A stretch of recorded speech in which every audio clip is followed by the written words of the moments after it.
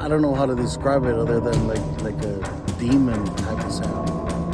But it's silhouetted, hulking, every bit of 5.5 feet wide, 13 to 14 foot tall, pitch black. The one thing that ran through my mind when I had this encounter was I don't have a big enough gun. Your host, two-time witness and field researcher for more than 40 years, William Jevning. Welcome to Creek Devil. Hello everyone, welcome to another edition of Creek Devil. We are in the midst of greatness here. We have our good friend Gerald from Southern Washington with us. For those that have heard his interview a few years ago, Gerald's a former police officer in the town in Southern Washington. I think we probably mentioned it before, but I don't recall Gerald. So you had a number of really interesting experiences. So I'm going to have Brian and Tom, since they haven't had the pleasure of talking to you, sort of Sure. dive in here. You go for it. Gerald, this is Tom. Hi, Tom. Yeah, just how you doing? I'm doing well, thank you. Have you done any elk hunting lately? Well, I went last year, and unfortunately, the area up around Lone Butte and Skookum Meadows in that area has the whole dynamics of that area has changed. We did not even see an elk all year in that area that we hunted.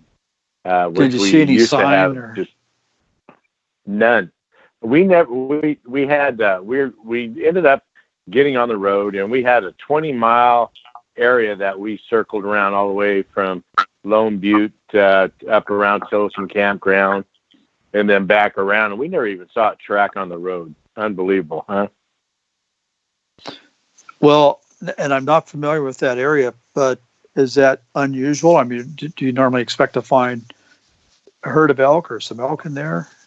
Oh, absolutely. That as Will can contest, that Lone Butte area is just loaded with elk, and they're just not there. Yeah, I used to be able to drive through I don't there. know.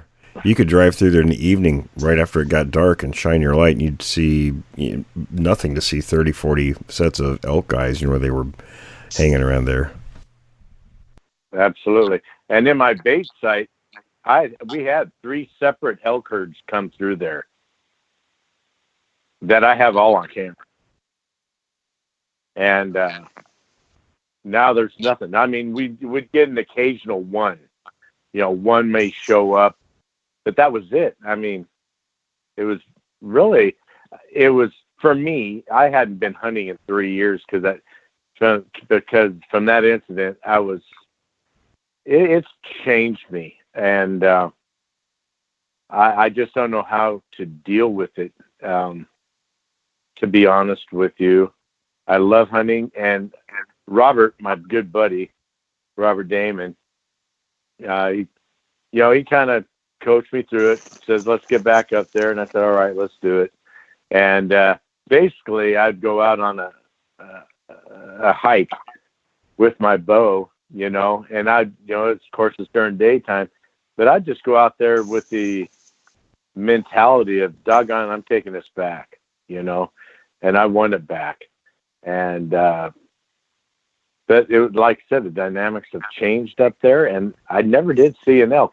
The only place I saw elk, Will, was down by the Wind River Road, right by the Steelhead Hatchery.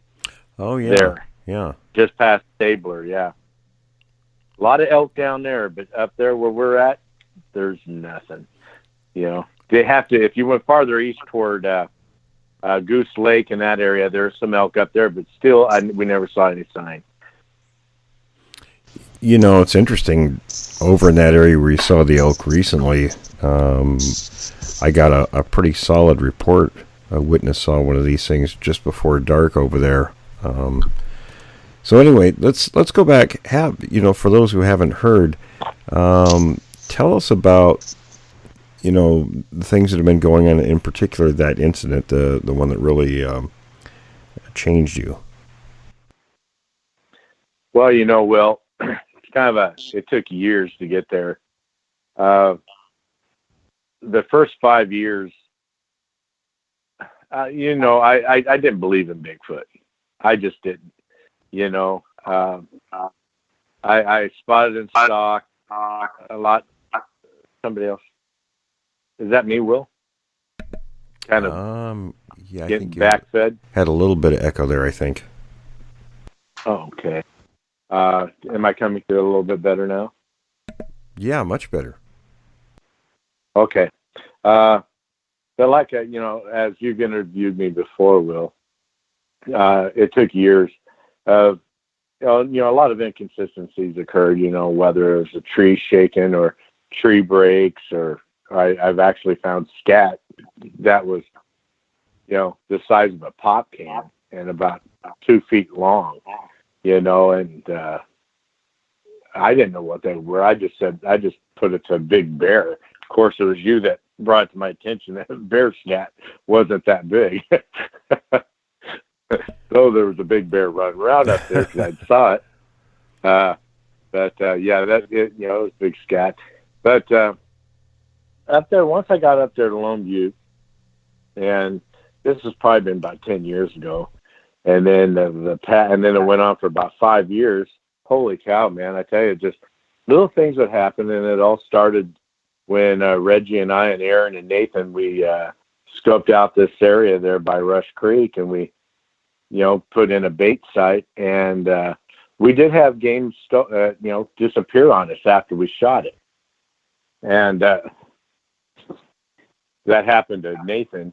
He shot a nice deer, and it ran off right at that one location, and when he knew he got a good hit on it, and it fall in the blood, and all of a sudden it stopped, and the deer was gone.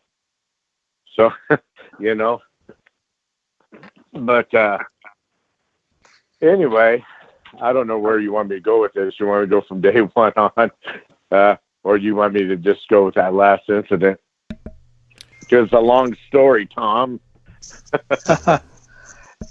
Well, why don't we go ahead and ask your question. Listen, yeah, let's go into, why don't you go ahead and tell us the story of that last incident where you were, if I understand, correct me if I'm wrong, I think you're doing some hunting, you're getting frustrated because they weren't coming in. It's going to be time to, you know, it's going to be sundown pretty soon. And you started to, and then just kind of fill in the blanks.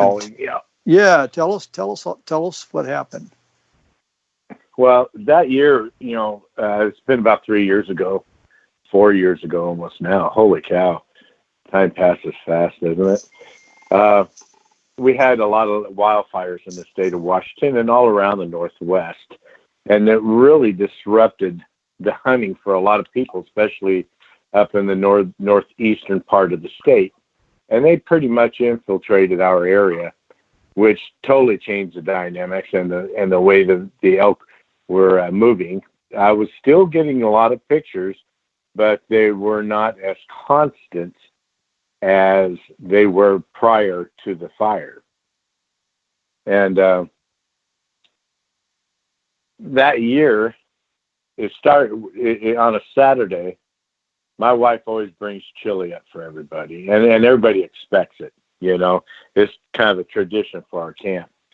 And I remember I was sitting there, and I left about 10 a.m., and I came back up to meet the wife. I stopped at McClellan Campground, snow park there, so she could follow me into camp.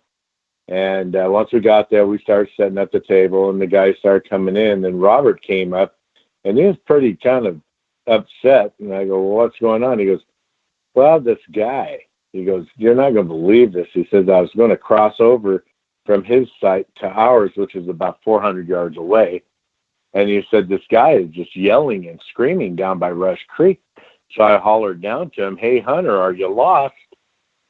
And the guy goes, yeah, I'm lost. Well, he says, well, follow my voice, get up here, and I'll get you out of here. And he says, this guy come walking up, and it looked like Jesus Christ, you know, all torn up, kind of a tweaker guy, you know, kind of resembled. And Robert says, hey, it's all right. He says, I got some water. He goes, I'll get you. We're only a couple hundred yards from the road. I'll get you up there, and I'll take you where you need to go. And the guy took the water, and then he just started talking about his friends in the woods, you know, and acting kind of delirious almost. And he goes, I got to get back to my friends in the woods. And he just took off running back through and in that area, you got a lot of scrub oak, and before you hit the tall timber of the fir and the pine and stuff. And he just took off running. Well, Robert, he's the kind of guy says, well, the hell with you, And so then Robert came up and he told me about that. So I gave Robert my phone, and I said, you want to call SKAMANIA County and let them know what's going on, because obviously the guy, evidently told Robert that the guy, he had been lost down there in the Rush Creek drainage area for like 2 days. And if you know that area, it's just hard to believe anybody could be lost in there, because, it's fairly close to the road, within a quarter of a mile probably at the most. And you would hear a car or a truck, a big truck coming down the road or something, squealing his brakes. And, but anyway, I told Robert, I said, well, obviously this young man is delirious, and so he called SKAMANIA County, and they had said that there are some people up around Tillicum Campground, which is like 10 miles away, was trying to live subsistently in the woods and stuff, and of course that ain't going to cut it. Will, that area gets so much snow, you're not going to live out there. And well, anyway, this guy's name, I want to refrain from even using his name, because he came up missing, and it was 3 months later after the fact that his name is Glenn Austin Oilfield, and he is from Louisville, Kentucky. About 3 months later, I got a phone when I was at work, and it was a detective from SKAMANIA County, and the family was looking for him. And they had found his car up off the 65 road, and he had left his phone on the dashboard of his car, and he had taken some selfies of himself. So I told the deputy or the detective that I'd never seen him, but Robert had, and told him the situation. And he contacted Robert, showed him the pictures, and yeah, it was that guy. And it wasn't a couple of weeks later, they had like 200 people out there looking for this guy. And Robert was one of the lead scouts up there, because Robert just knows that area like the back of his hand. And they had cadaver dogs, the whole thing, and they never did find him. They had a report that this one farmer and his daughter picked somebody up that resembled him and dropped him off around Trout Lake area. But then if that was him, then, well, they never came up with him. So it's still up in the air. A lot of ifs, ands, or buts about that. But prior to that, it was like a couple days later, either a Tuesday or a Wednesday. Hunt season was coming fairly close to an end for us, and I was frustrated, to be honest with you, because the people were walking into our sites and stuff, and I get it, but it just disrupted the elk. And I was kind of desperate. I said, well, I got to make something happen here, doggone it. I put a lot of money out for that bait site, and I'd like to at least see an elk, because that was the first time I'd never, ever not seen an elk and coming in by sight. And so I started doing a cow talk. And what I do there is I listened to Jim. I went to a couple seminars Jim Horn put on, and when you're hunting solo and so forth, and how to use cow talk to resemble a herd of elk. And you're using calf calls, and you're using cow calls, and then estrus cows, and then I throw a subordinate bull bugle in it, and to attract maybe a raghorn or hopefully another bigger bull. But anyway, I did that. I did like 3 sessions, and I heard and I do like 5 minutes apart from each session. And I heard this owl, and he was about 600 yards away northeast of me. And it was a perfect owl. I mean, it was a perfect owl. And I thought, I loved it. I love owls. I love hearing them out in the woods. It's just something that just really excites me when I hear them, And this incident that I'm going to go through, if you started your clock, it's going to last 3 minutes. It happened so fast, and it just terrorized the hell out of me. But now Robert's site's about 400 yards from me, and this owl goes off. It's about 600 yards across, 200 yards past Roberts, and then on the opposite side of Rush Creek. And when I heard it, I thought, wow, that's a cool owl, you know. And I'm not kidding you, within 10 seconds, that owl goes off again, and it's only 400 yards away, and it's just probably right along Rush Creek. And at that, as soon as it goes off, I'm like, holy cow, it must be flying over here or something, right? And then I heard 3 individual whoops. They were about 50 yards apart, or maybe a little farther. And there's individual trails that come through there, and they're not easy trails to find or go through, but I know where they're at. And I'm saying to myself, and it was the whoops, you know, whoop. And I went, holy cow. And at that time, oh man, doggone it, Will, you're getting me there again. You dog. Oh man, because it was the most frightening experience I ever had in my life. And, well, anyway, after I heard the 3 whoops, I hear this thing go off, and it's directly west of me over on across the 30 road at the base of Lone Butte. It's about 250 yards away. And I've never heard anything like this in my whole entire life. I mean, I've heard a lot of things out there. I've heard the gorilla, you know, and I've been growled at, and I've been the tree knocks and the whistle. I've experienced all that, but this is something that didn't belong in this earth. And that's, in my opinion, it don't belong in this earth, because it lasted for about 10 seconds, and it was so loud. It was like something turning inside out, Will. And at the end, it was like it was trying to squeeze a couple extra, you know, octaves in there, you know, and then it stopped. And I'm not kidding you, within a minute, that owl is off to my right side and behind me. Whew.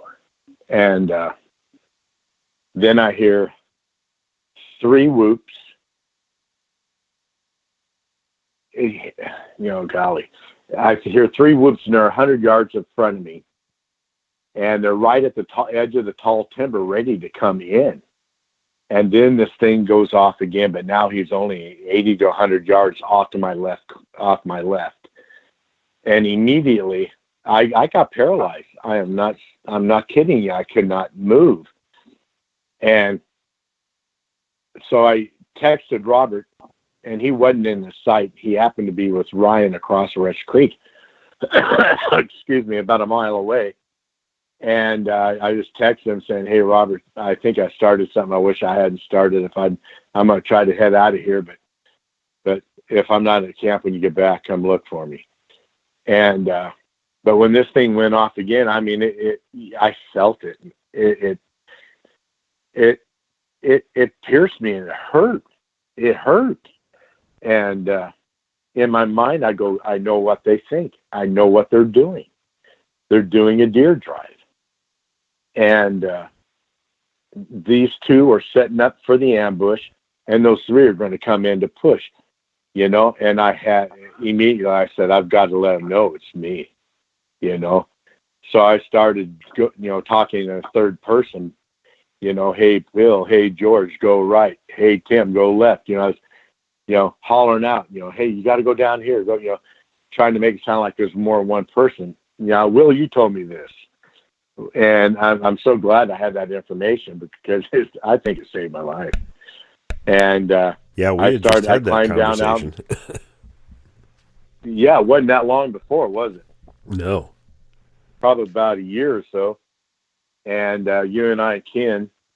And well, anyway, I got down out of the tree stand, and I pulled my gun.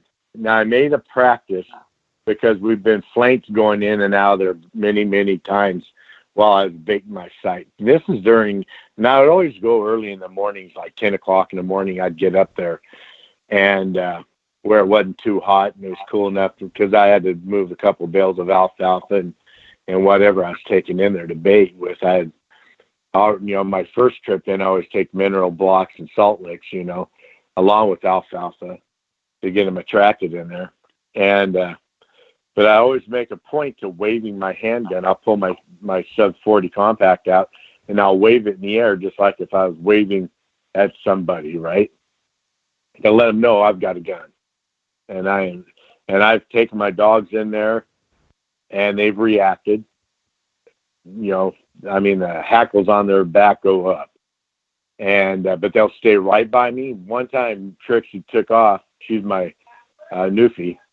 She took off and like she was going to run toward Roberts, and I barely stopped. I just stopped her as she crowned the peak of that little hill before she went down. And she came to a complete stop, and then she stopped. She came back to me. And anyway, let me get back to that story. I'm diverting.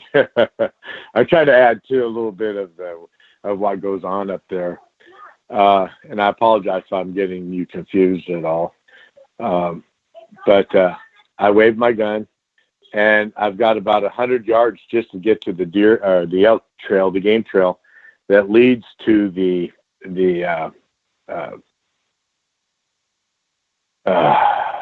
skidder road.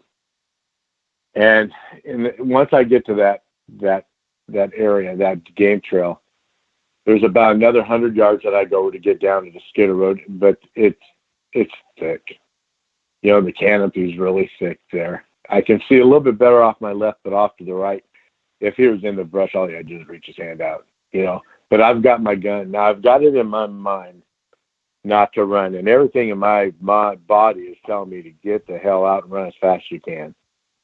But I fight that urge, and I'm just saying, I don't want to turn into prey. I gotta just take this one step at a time, be confident, and then I had in my mind what I'm going to do. And I know when I come down to jump onto that skidder road, it's going to be clear right in that area. And in my mind, the damn thing's going to be off to my right. I just know it. And in my mind, if he's there, I'm shooting him in the mouth, and I'm going to put every load I got into his mouth. And when I jumped down, I was immediately ready, and there's nothing there. And then I would hear a crack. They always flank you. They always flank you. And so I took a left really quick, got down to the roundabout area there at the skidder road. Before I headed back up, I had about another 300 yards just to get to my truck. And now it gets really scary because it's thick canopy. The force is trying to take the road over, And it was the scariest time when it's the unknown. Because when I started hollering, everything went quiet. And that's when it got scary because I no longer knew where they were. And so in my mind, I'm playing these little scenarios out as I'm taking each step. I'm looking, are they going to come left or right? Left or right. And oh man, Will, doggone you. You get me there again. The goosebumps are there. And, but every step was just, I was so frightened. And the stress level was just extremely high because I just, whatever, I'd look behind me, look forward and look to the side, and take maybe 10 steps, look behind me, look forward, whatever.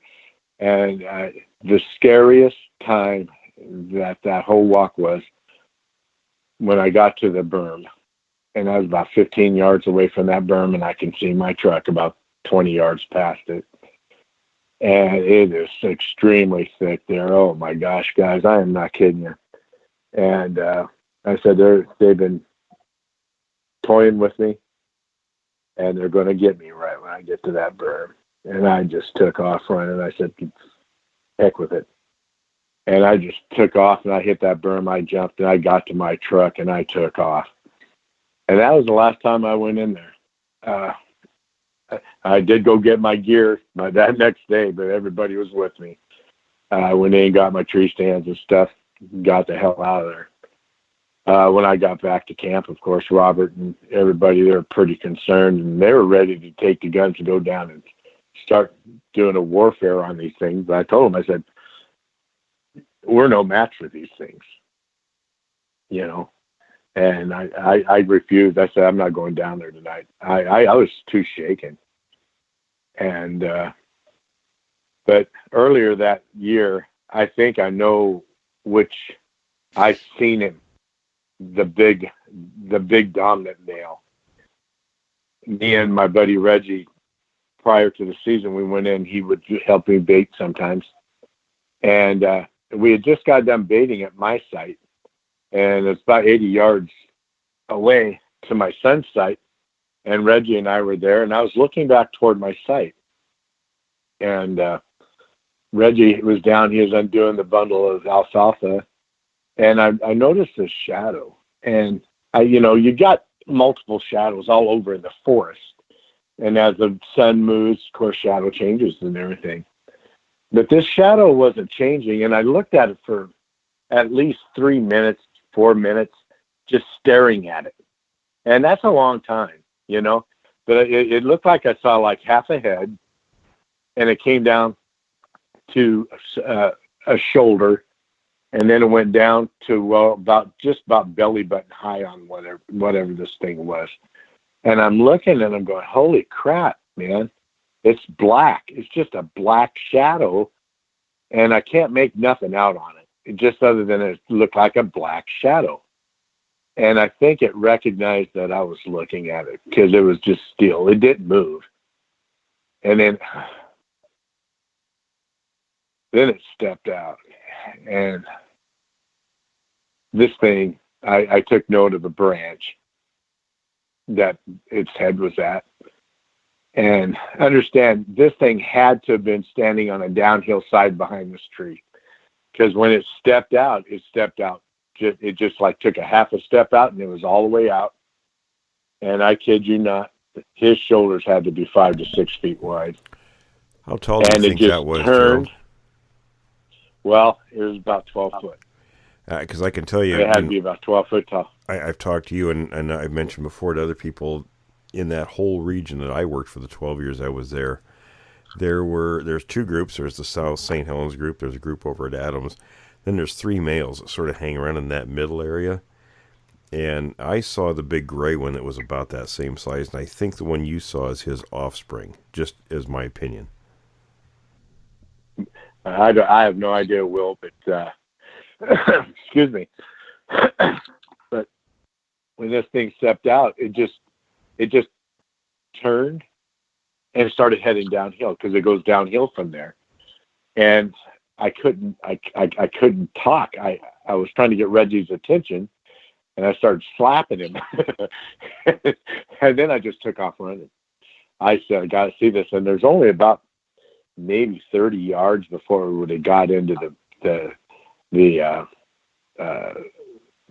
woods there, and I wouldn't have been able. And he was gone.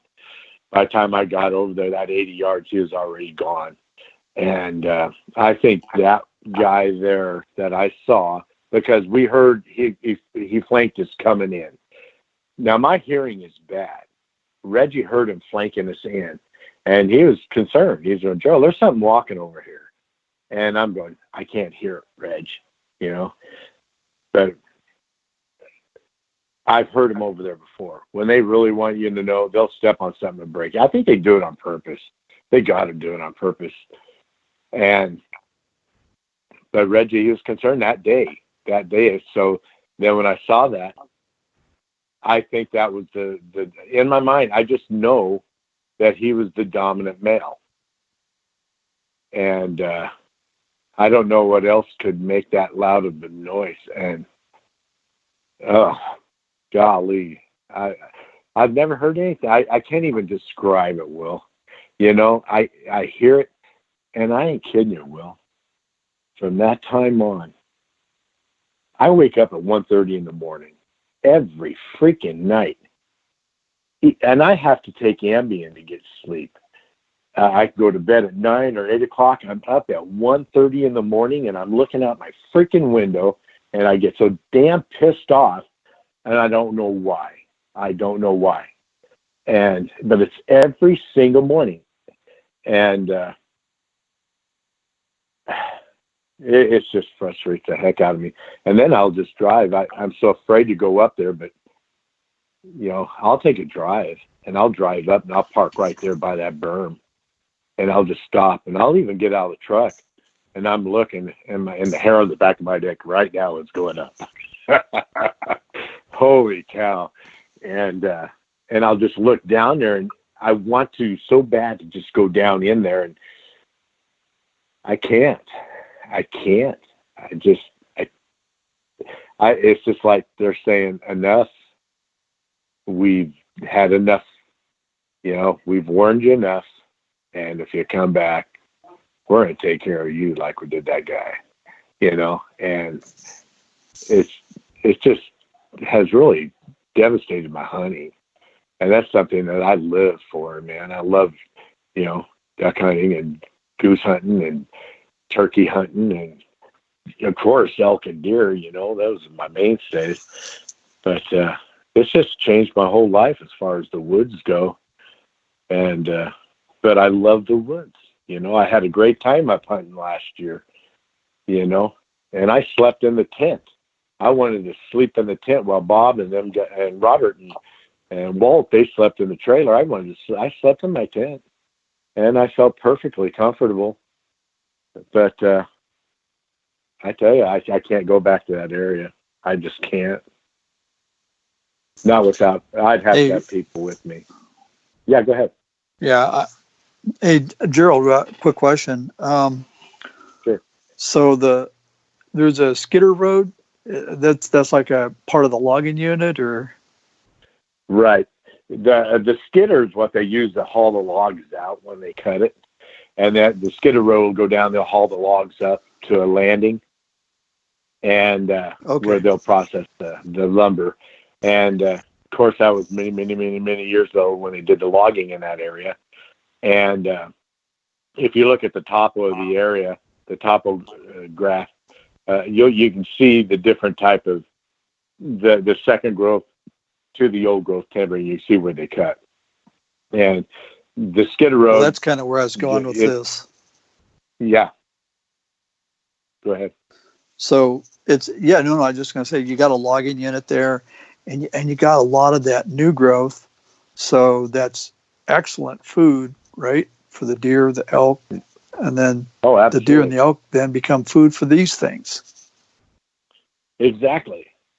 And what I think through the years, we've created a hunting corridor for them. We made it a lot easier because all they have to do is set off a main trail and attack, And there's times when I came off that couple times, a couple of years prior to that, I would come in. It got to the point where they're kind of training me, and that's how I look at it. I would, if I stay past 5 o'clock, in which usually I would stay till 6:30, 7, right? Something would happen, I've had gorillas going off behind me, and I'm talking great ape just going bananas behind me, and he did it 5 times that day, that one night. And my son had already got his belt, and Ryan, it was, and I mean, it was deafening loud. Okay. But yeah, it was like a great ape, just, and just unbelievable. So what are you thinking? Because we don't get a lot of great apes here in Oregon, Washington, the Pacific Northwest, out in the woods, right? It'd be a big fat zero. So what's going through your mind when you hear this? Well, I knew Ryan was over in David's stand, and Ryan is a mega hunter. And he grew up, and give a little background on him. He grew up in Alaska. He flies float planes. Very super intelligent man. He works at the Multnomah County Fire Department in downtown Portland. He's a captain or something like that. And he was hunting that in my boy's stand. At first time it went off, it was off to my left. I was in a ground blind that day on my site, and it went off to my left in the tall timber behind me. And then within just a couple, 2 or 3 seconds, it went off again. Now it was off my right shoulder, but it always headed westbound. Like I said, they always flank your exit. If they know you're coming in that, going in out of there, it's like they're pushing you someplace. But he did it 5 times, and he moved about 30 yards each time. And next thing I know, Ryan is walking up the path. And I don't know why, guys, but Ryan will deny it today. I don't know why. And he's had other experiences out there too, but then he just denies it. And because when he was walking up that path, he was tunnel vision. He had that 1,000-yard stare.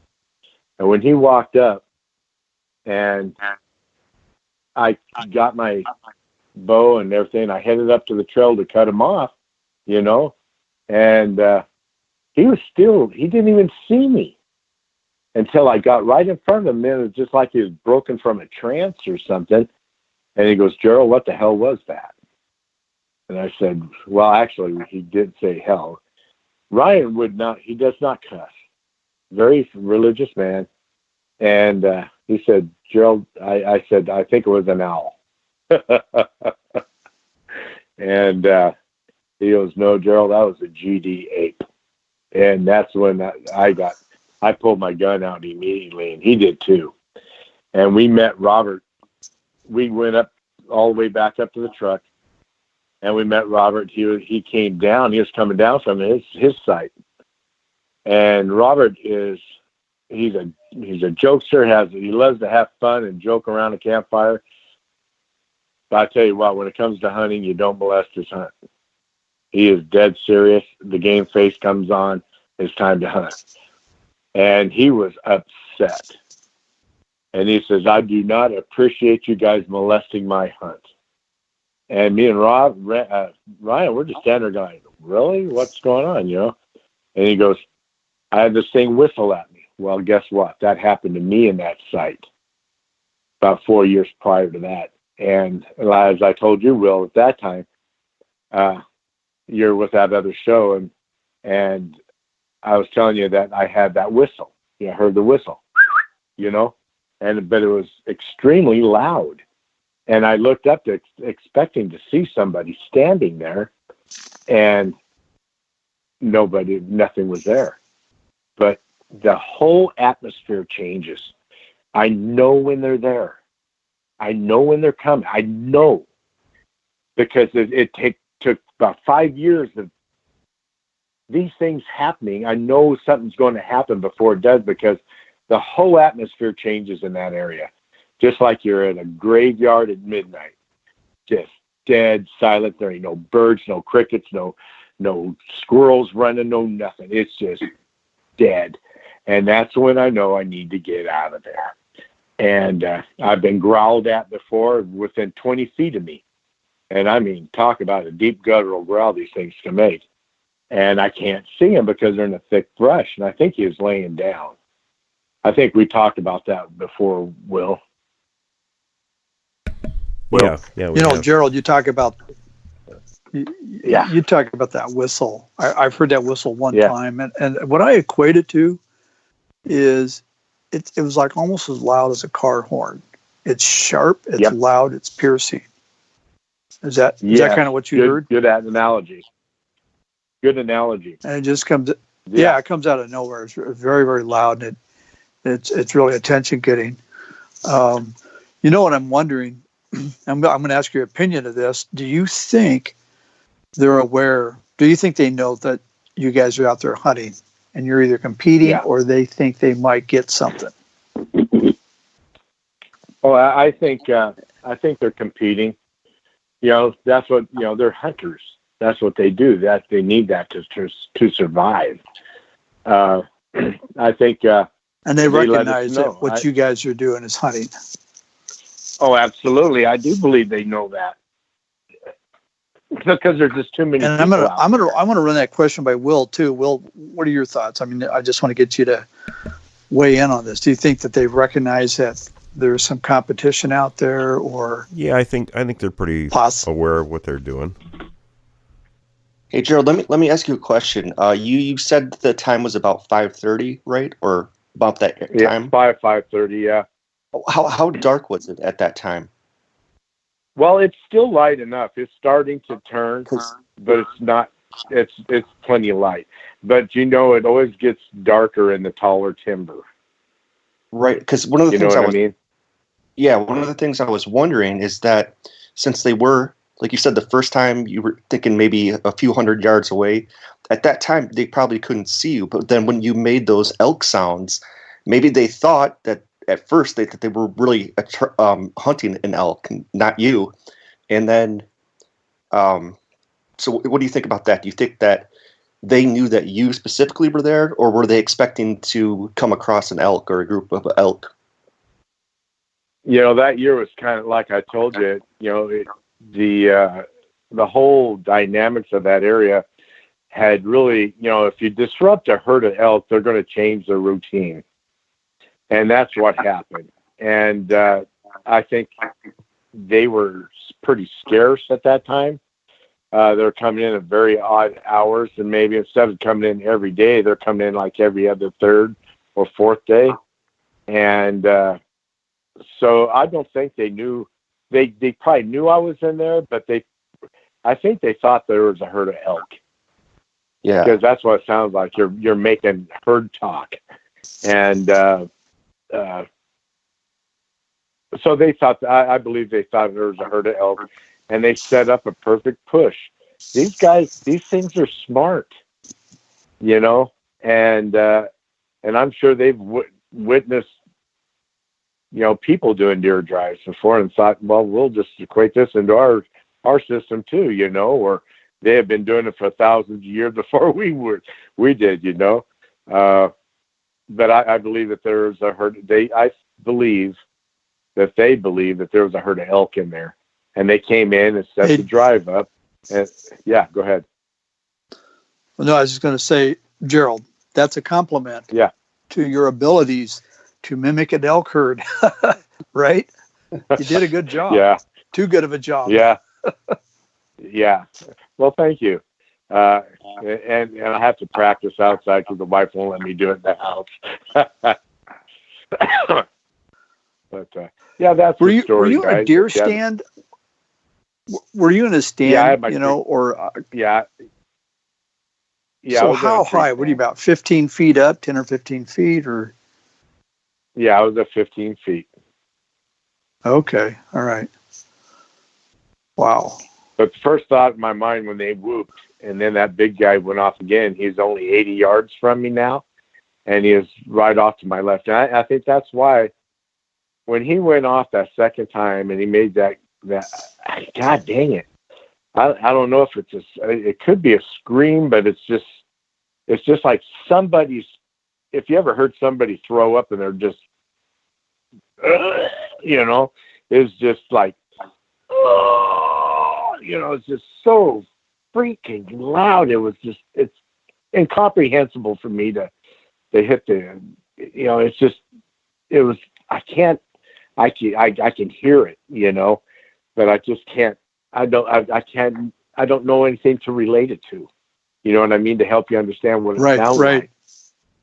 Well, you said, this thing, it didn't belong on Earth. This was a strange sound.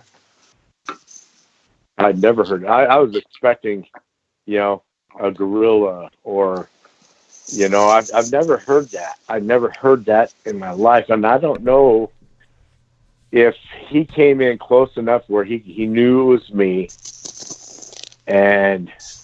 But after they whooped, man, holy cow. I knew I had to do something quick because I did not want to have three of them standing at the base of my tree stand. You know what I mean? Right. And that's exactly what I had in my mind. And I was terror. I was panicked. I am not kidding you. I couldn't move. I was just panicked. Gerald, Understandable. Yeah. Gerald, let me ask you this too. Kind of a similar question that what I asked before, and this is also, I guess, a compliment to your abilities to mimic an owl, or to at least mimic them making the sound of an owl. Because when you heard that owl noise, and then you made that sound back, you said it was just almost. No, like I didn't make an owl sound back. Oh, I'm sorry. No. I was cow talking. Okay. Yeah, I was doing those 3 sessions of cow talk, which is, you're making a cow, and then you'll throw a calf into it, a calf mew, and then a nestrous cow, and then you throw a subordinate bull. You don't sound too aggressive. You just sound like a young bull, and you're trying to bring something into you, and essentially I did. And it was them.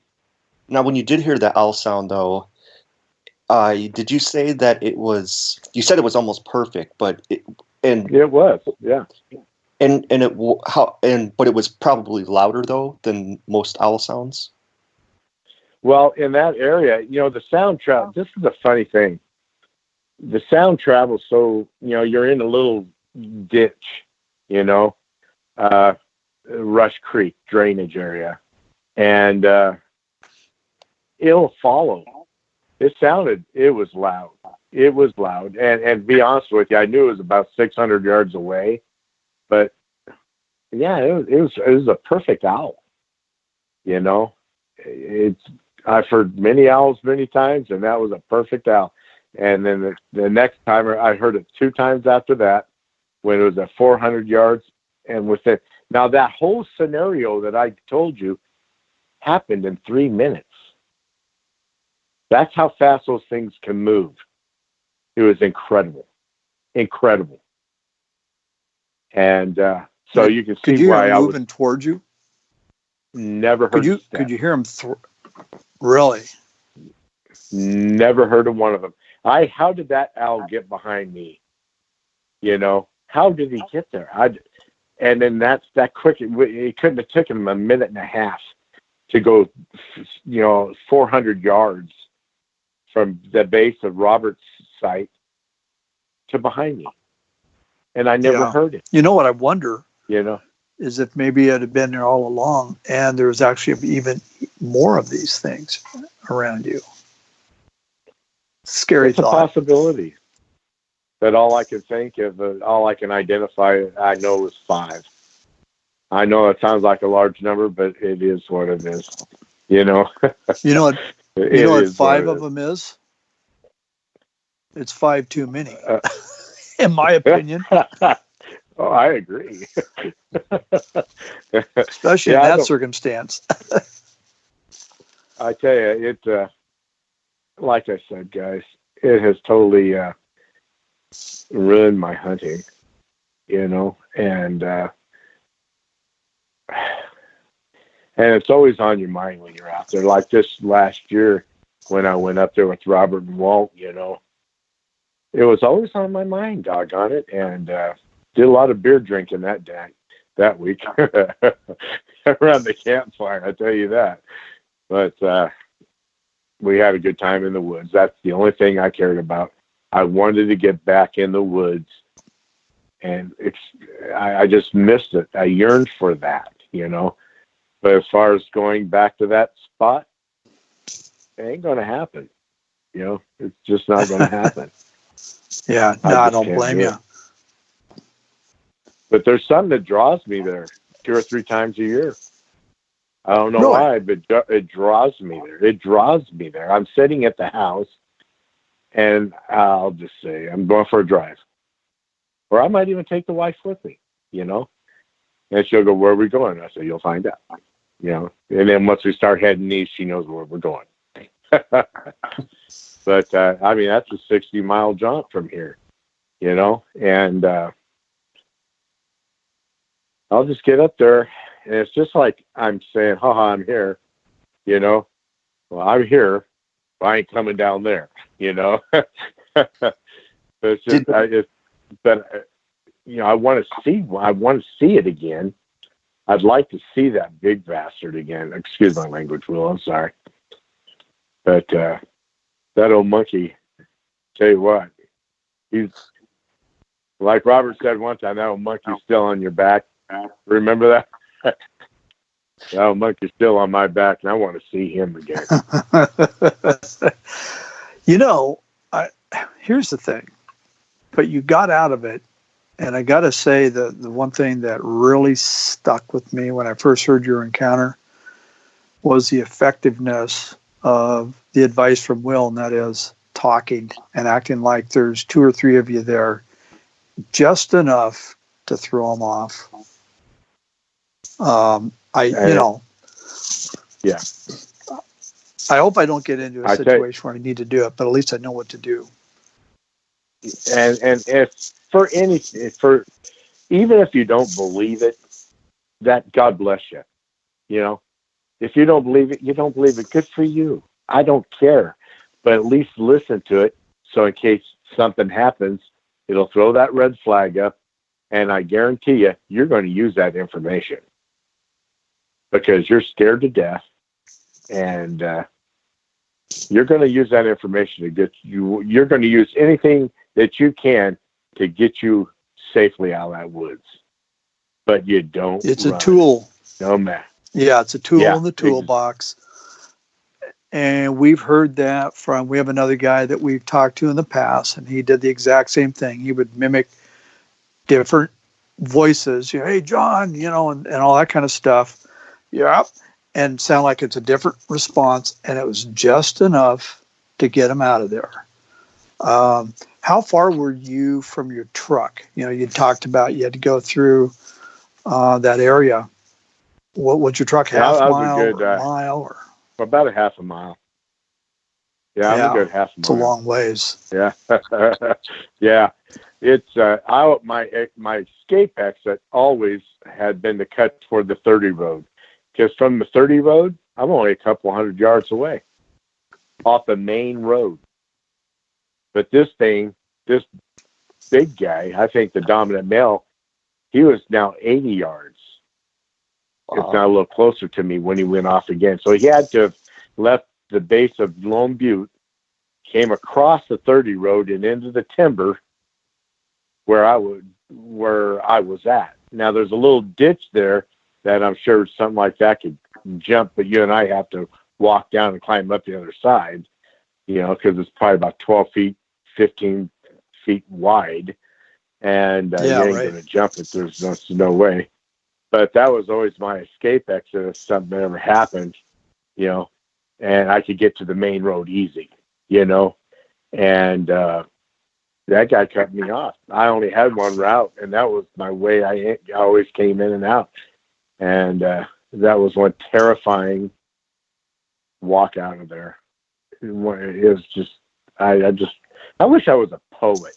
Seems like they always find the perfect words to say to really make somebody understand what you're feeling, But the whole thought of dying, I thought I was going to die the whole way out. Imagine that.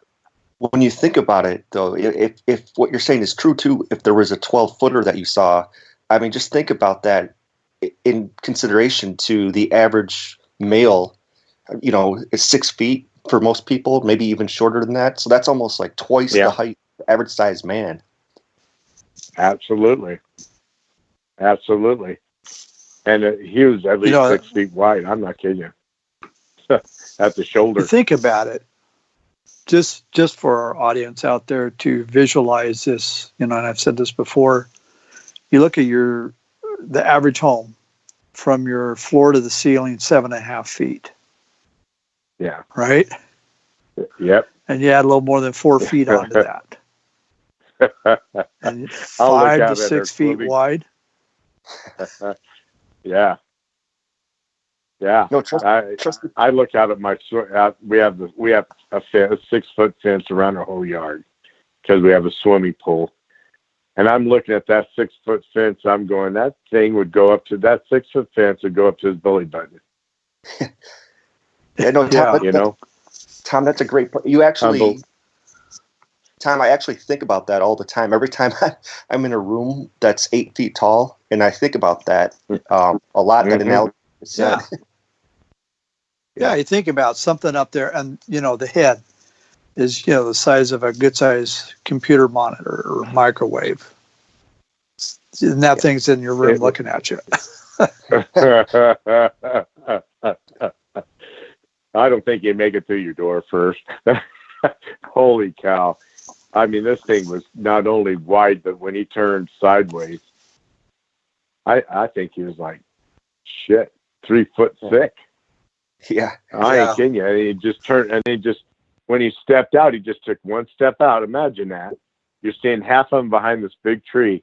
And then he just takes one step out. Now he's there. And he just turns slowly. And it was so slow and smooth, he wasn't afraid. It was like, okay, you see me. Now you really see me. See you later. Boom. He didn't run. It was just walk, And go ahead. Oh, no, your point is well taken, too, about what we were just talking about, the height.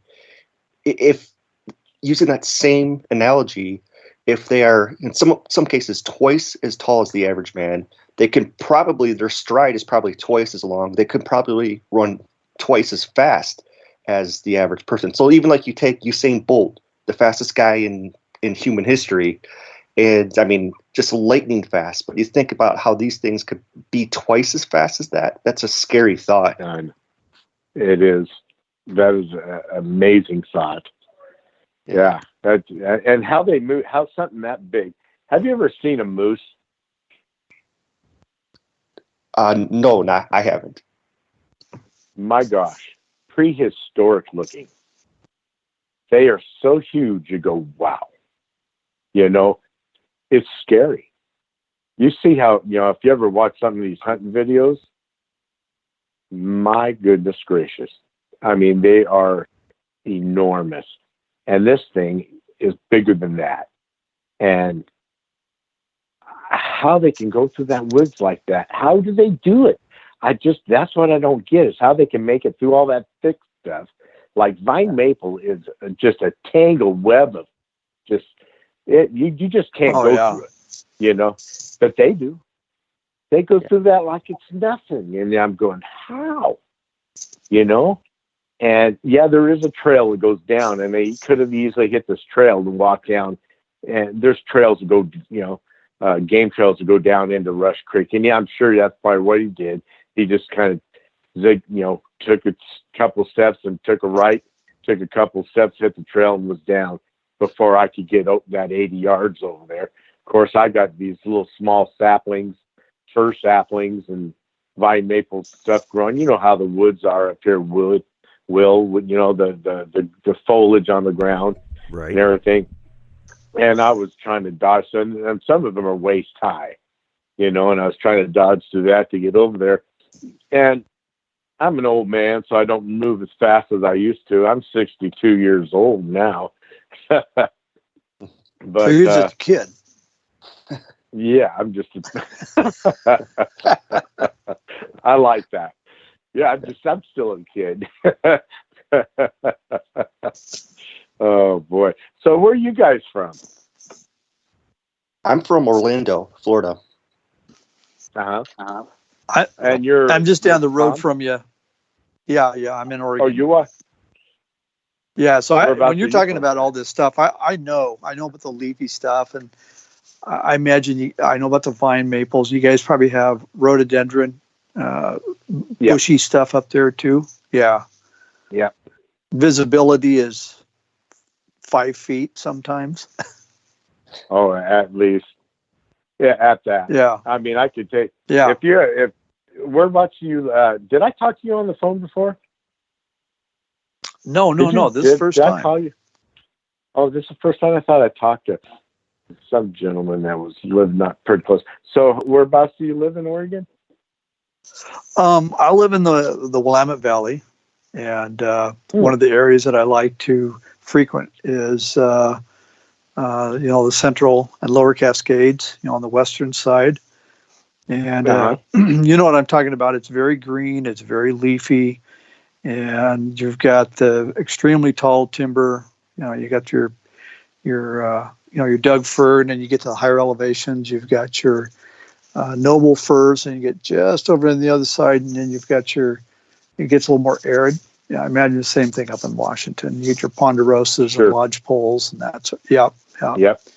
Yeah, it's beautiful country, but it can be, when you're talking about that walk to your truck. I'm just envisioning. Yeah. I've done that, and you're surrounded on both sides. Even if you're on a good trail, you're surrounded on both sides by that leafy stuff and the tall trees. In a Yeah, the situation. canopy. Go ahead, Gerald.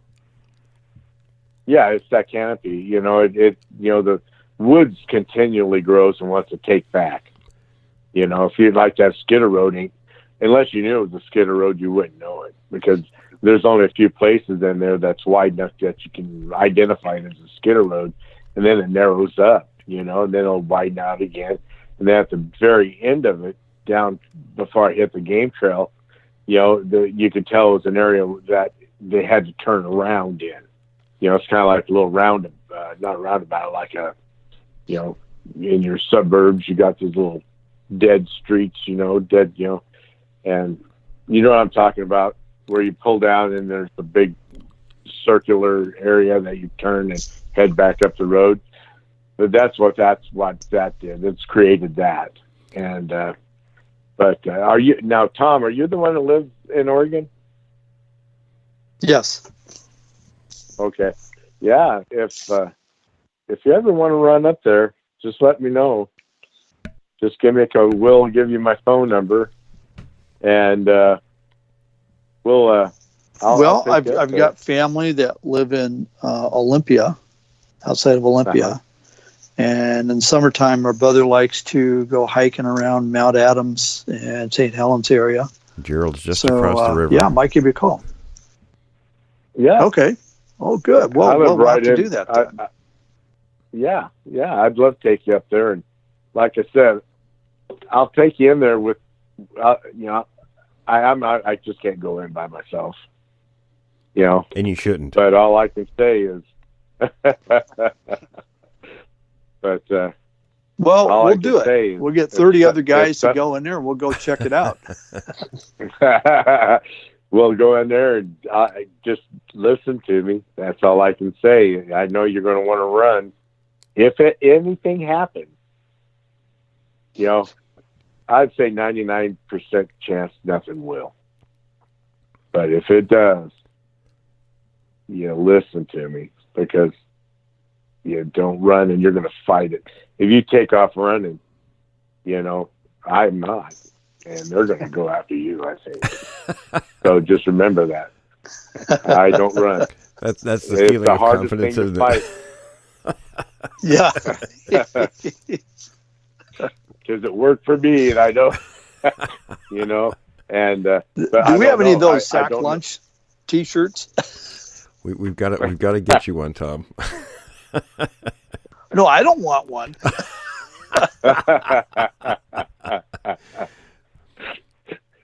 Well, fellas, we're running a little short on time. Brian, Tom, anything further you want to bring up with Gerald? Yeah, I do. I just want to say thanks, Gerald. It was good talking to you. That story, that encounter of yours, very, very, very intense and very interesting.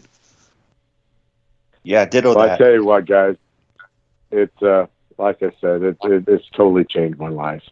I never started to go out to look for these things. I never wanted to look for one of these things. I never wanted to encounter a thing. It just happened, and it just followed me all the way from Washington all the way up northeast of Carson, and it's hard. It's hard to recount that stuff, isn't it, Gerald? It really is, And number one, I try to forget it, because it just, and when I start talking about it, it just takes you back to that moment, and now it's going to be on my mind. And I don't care. I'll be up at 1:30 anyway. So well, I do think though talking about it with friends does kind of help sort of put it in place? Yeah. I know the first time I talked with you, you were on that other podcast, and it's so helpful to get it out because I got tired of being ridiculed, and I've had family tell me that I was an embarrassment, and stuff like that, and at now I don't care no more.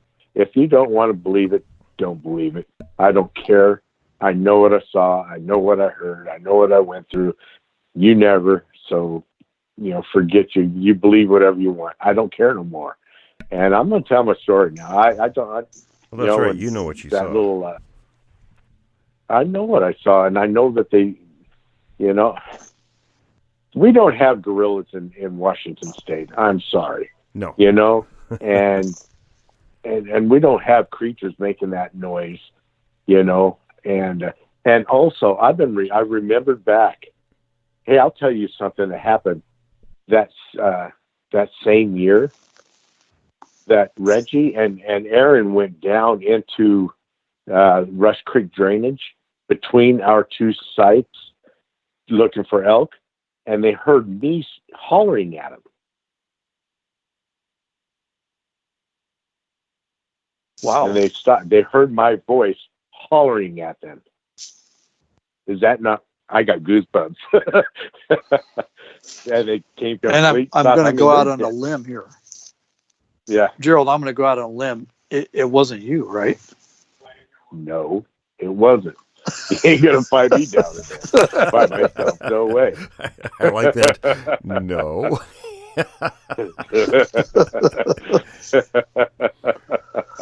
But yeah, they came back and told me that. I thought, well, it wasn't me, fellas. I guarantee it. So they mimic. Well, they can mimic it. Well, yeah, I think there was legends, lore in the Native American cultures that these things were like a ventriloquist or something like that. Well, fellas, we're going to wrap up on that note, I think. Gerald, we sure appreciate you, joining us again. It's been too long. Yes, it has. We need to get you on one of the Q&As when we do that. We just have a chat and we ask questions and just talk about general things in the subject if you're interested in doing that. Sure, just give me a holler. All right, buddy. If it's possible, I'll do it. All righty. Tom, Brian, anything final? Nice talking to you guys. Likewise. Thanks, Gerald. Good talking to you. Yep. Thanks for listening to this episode of Creek Devil. If you or anyone you know has had an encounter with these creatures, please contact us at williamjevning@yahoo.com. That's William, Jevning, @yahoo.com. All communication is confidential. Join us for another program next week. And until then, keep your eyes open out there.